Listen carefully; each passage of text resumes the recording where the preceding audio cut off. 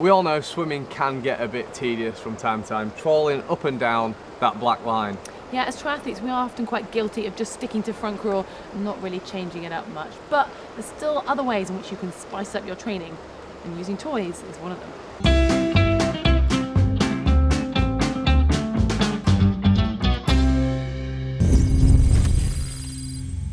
Probably wondering what on earth we're talking about, but I'm afraid we don't actually mean jumping in the pool with a large inflatable and messing about.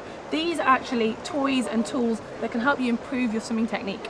Now there's a wide selection of different toys that you can get, so we've just picked a selection that you can add into your training to make it a bit more interesting.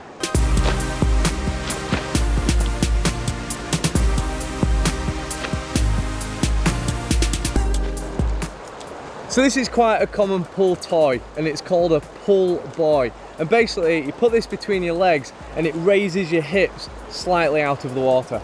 Yeah, it's great if you are a swimmer who struggles with sinking hips. Basically does a similar action to what a wetsuit would do in open water, but it also helps to single out your arms, so you're really working just on your upper bodies. You can't really use your legs when you've got that.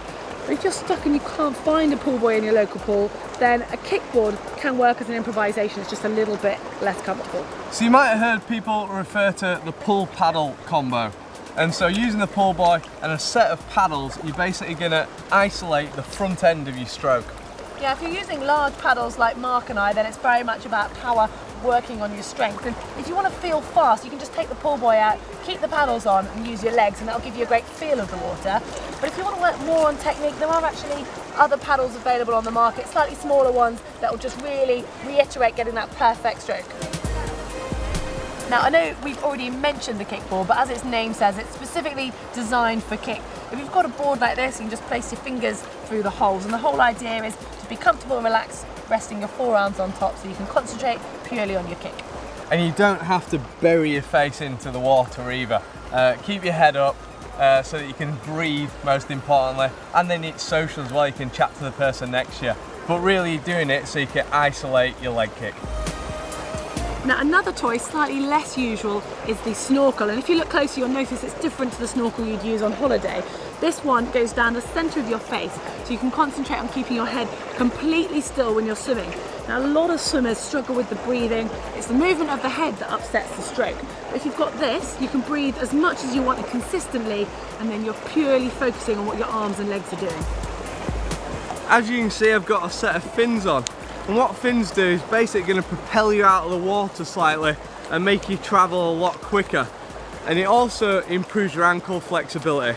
And I guess it simulates a bit like an outboard motor does on a boat.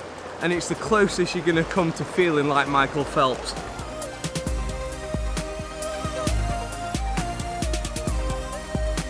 Now, we covered 5 toys in this video and it might be a little bit daunting. So if you want to try before you buy, quite a few pools will have a pool buoy or kickboard at least that you can borrow first. Yeah, so you don't have to get all those. Maybe just select a couple that are going to help you on some of the areas of the swim stroke that you're focusing on. If you like this video, give it a thumbs up. To subscribe to GTN, click on the globe.